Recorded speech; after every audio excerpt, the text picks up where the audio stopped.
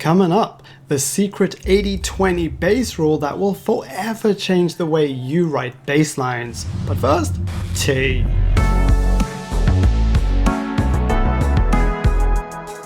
Hello revolutionary music makers, I'm Kate Harmony, this is Ray Harmony, and welcome to Hack Music Theory, where we help you make great music that stands out. If it's your first time here, please help yourself to our free book, 12 Music Theory Hacks to Learn Scales and Chords, which you can download from our website, hackmusictheory.com. Alright, it's time to open your door to Hack Music Theory. Right, so here's what a regular bass line sounds like, and this was written in the same way that most bass lines are written these days.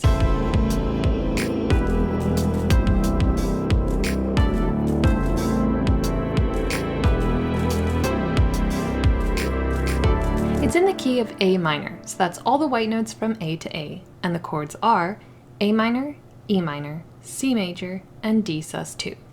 Now, because most songwriters and producers don't know about the secret 80-20 bass rule, most bass lines nowadays simply copy the chord progression by playing the root note of each chord.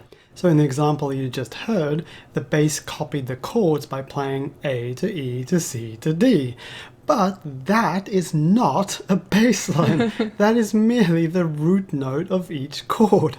And that is not a musical approach to bass. It's a sonic approach, because the bass is so boring that it actually blends into the background and is heard as a frequency, not an instrument.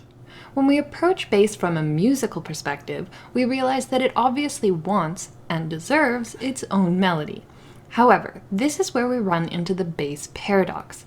To give the bass an independent melody, it needs to venture off the root note of each chord. But if it does that, then it takes away the music's stability, as it's no longer providing a solid foundation for the other instruments. So, how can you write a bass line that's both a solid foundation and also an independent melody?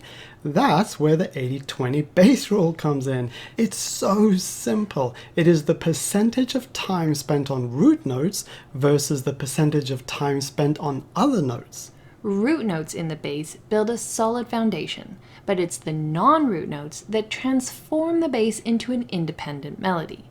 This is the magic bass balance. Get it right and your bass lines are pure magic. Get it wrong and it could literally ruin your whole song. Yeah, if your bass spends too much time on root notes, it'll be nothing more than a frequency. On the other hand, if your bass spends too much time on non-root notes, it'll step forward into the spotlight like a diva and start stealing attention from your lead melody. Remember, the spotlight is only big enough for one.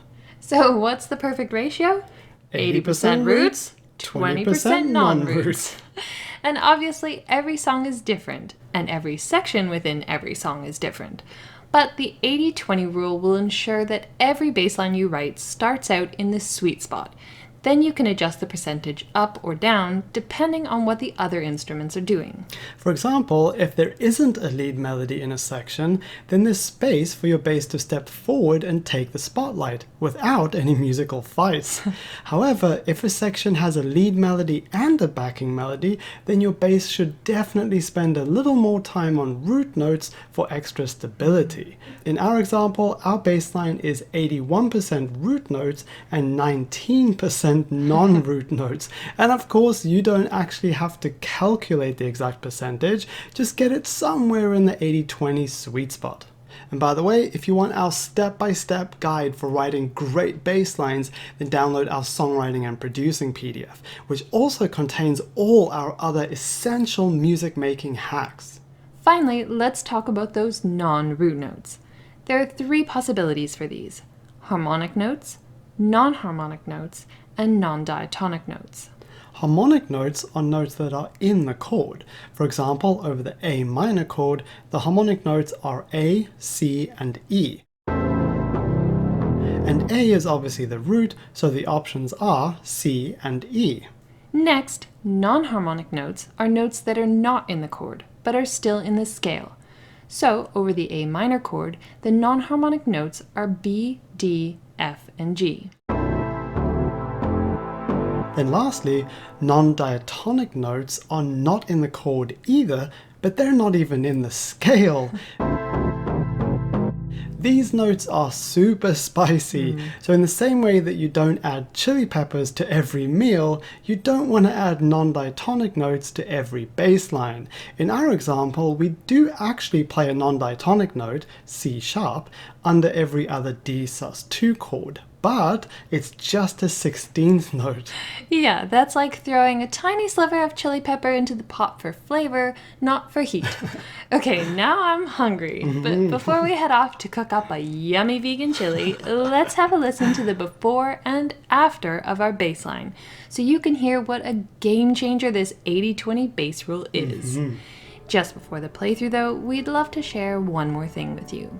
Regarding the current situation around the world, as music teachers, we can't offer much help through this difficult time. However, as most people are now stuck at home, what we can offer is a meaningful and productive time out from the difficulties. It's with that intention in our hearts that we offer you 50% off our online course, Apprenticeship 1.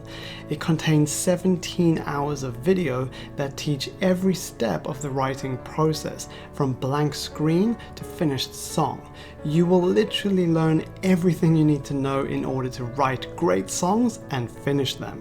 We know that most people are sadly on unpaid leave right now, so we hope this half-price offer helps alleviate some suffering, and we truly hope you and your families are all safe and healthy. Lastly, please remember that music is magic, so keep pumping those uplifting tunes. Thanks for being here, and until next time, happy songwriting and producing.